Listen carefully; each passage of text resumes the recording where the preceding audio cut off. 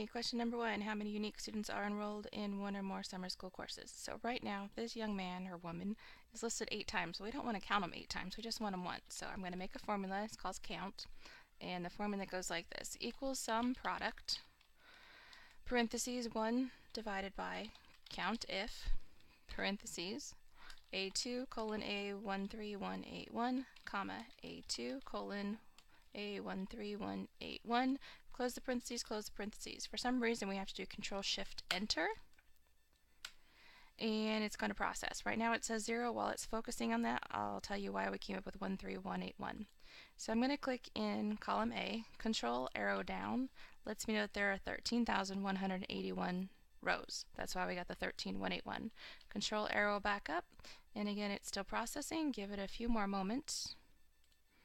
Alright, so again, it seems like it didn't work, but when I went to go save the file, it just kept spinning and spinning and spinning. It finally stopped spinning, and I got 1,483 as my answer. So 1,483 unique students are listed here.